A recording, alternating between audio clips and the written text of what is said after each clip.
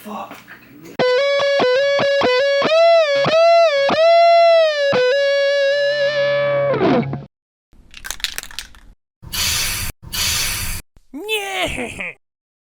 Hello and welcome to the dungeon. I'm your Hobgoblin host Hunter, and this is Hobby Goblin Studios. This week we're taking a look at one of the most influential artworks of my entire childhood. This masterpiece is one of the reasons that I am the nerdy goblin you see here before you today. The Legend of Zelda, Ocarina of Time. It's been quite a while since I've uploaded a video, and that's because the commission business has been booming, which is an amazing blessing, but it kinda saddens me that it's taken me away from the channel. It also doesn't help that this project has had a myriad of problems keeping me from completing it on time. However, we're going to talk about that next week, and this week I'm going to sit here and gush about childhood memories and nostalgia, so let's hop right into the build. For those of you that don't know, The Legend of Zelda is one of Nintendo's most successful franchises. This February, it has celebrated 35 years of shaping the imaginations of children across the globe. Though it wasn't the first game in the franchise, Ocarina of Time was where I got my start in the adventure to slay Ganon and save the Kingdom of Hyrule. One of the most iconic parts of the game, for me anyway, was the fight between Link and Dark Link, which takes place in the dreaded Water Temple. For this build, I knew I wanted to capture the mystery of that encounter. I started by building this F-shaped frame so that I could have Link standing on a platform overlooking some body of water. I wanted to take some creative license and make it appear as though this body of water was some sort of portal to a mirror realm, where the temple was mirrored across the surface of the water. If that's a bit confusing, you'll see what I mean as we go.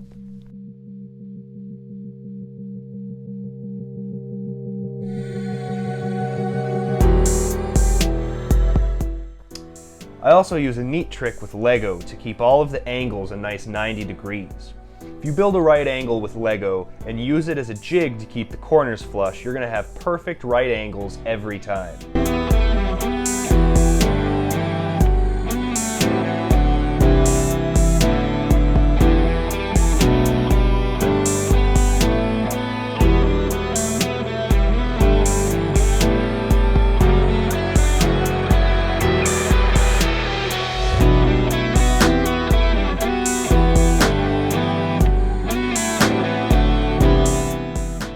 I didn't want to use hot glue for this build, as most of the scenes would be visible in the final product. So I decided to go with tacky glue. This was going to hold phenomenally, but it takes quite a while to dry. So to combat this, I decided I would take some paper clips and cut them up, shove them into the foam to use them as pins until the glue was dried. With that completed, it's time to break out the Proxon and chop up some bricks. We're going to be using the patented black magic craft technique of eyeballing it, throwing them in a bucket of rocks, and shaking until completely and utterly destroyed.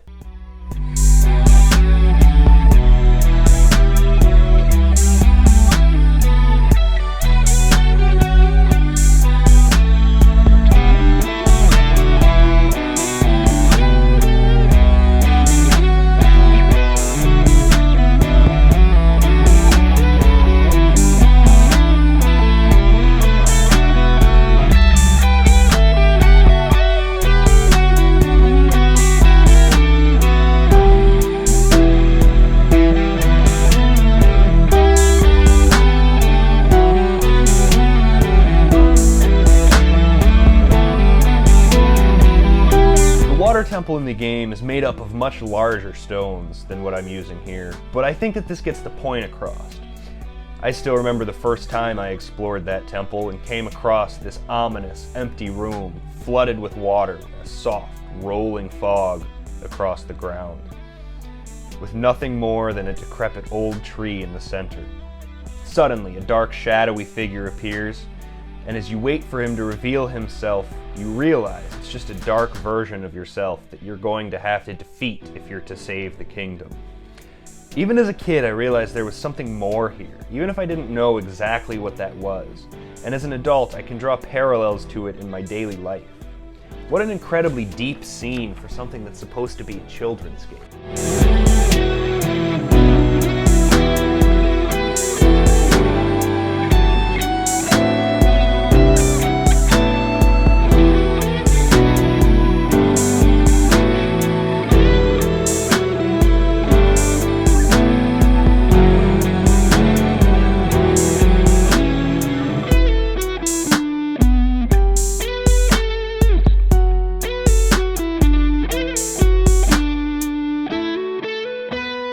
The foam core between these bricks is going to be visible at the end, so it's important to notch out some more bricks between them. Then we cut out a quick stencil to trace a doorway here. That way we don't have to freehand our bricks as we lay them down.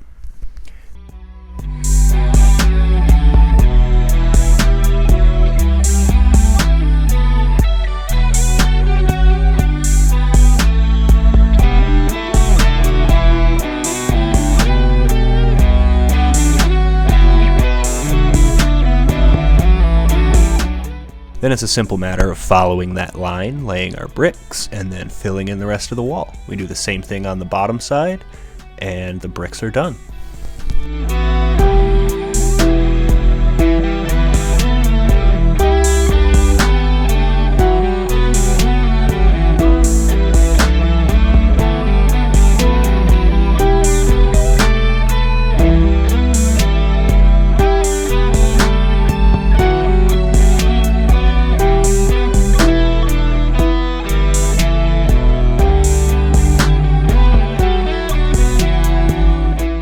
The bricks in place, I give them my absolute favorite stone painting. We start with a base coat of apple barrel pewter, and then we pick out a few random bricks with khaki and golden sunset.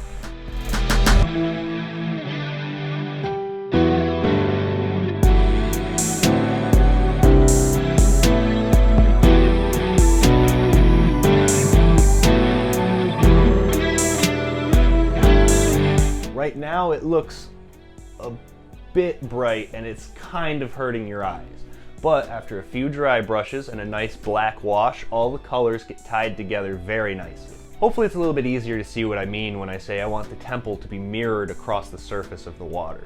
I've done the doorway on both sides, and as we finish, we're going to fill it with resin on the bottom half.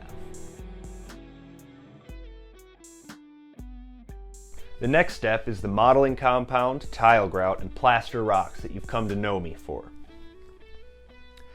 I'm also going to take some time to make sure that the brickwork transitions smoothly into the stones below it.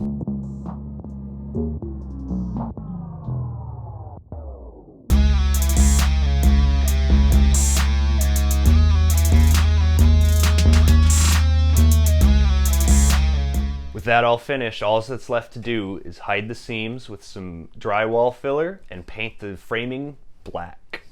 Now, I had searched the internet for what seemed like absolutely weeks trying to find the perfect miniatures to represent Link. However, they're not as common as you would think that they would be. I found one seller on Etsy, and I put my faith in them. And, well, roll the footage. Well, I would roll the footage if some idiot hadn't deleted it. What I was talking about there is that build was finished January 30th. And then I ordered a couple of those minis that night. They were supposed to arrive that Friday. It took a month for them to show up, and then I was under the impression that they were 28mm scale. And they're a lot closer to 15. So, yeah.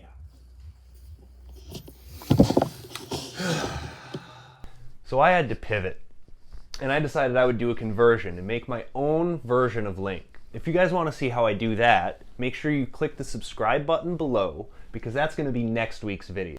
Now, before I talk about resin pours, I did find a use for those minis, and I made a second diorama. So let's cut to a quick montage of that build.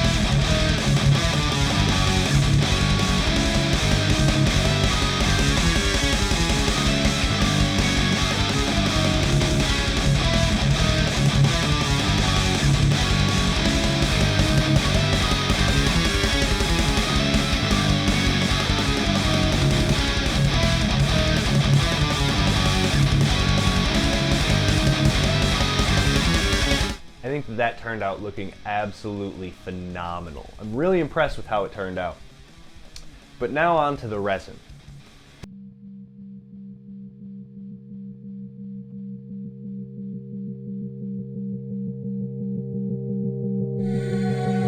I decided to build my dam out of 2x4s because I'd seen it done in another video. Do not do that. The seams between the 2x4s were not sealed properly and resin spilled all over my table.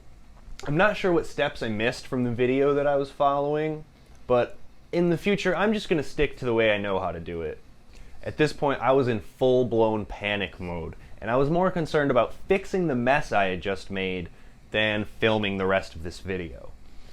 So I spent about an hour filing and sanding just so that I could build a new dam and try again. Heads up, resin sticks to and seeps through wax paper. So I had another 3 hours of filing and sanding just to get to where we are now. There's quite a few things I'm not entirely pleased with this build. You can see there's a few areas where I gouged out some of the resin, trying to scrape off some wood that stuck to the resin.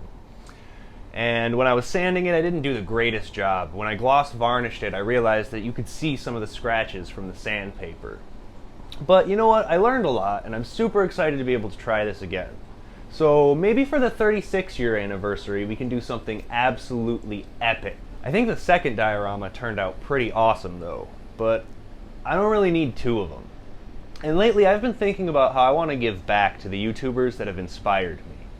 I know one Mr. Woodhawker over at Beat 'em Ups would be pretty happy to have something like this.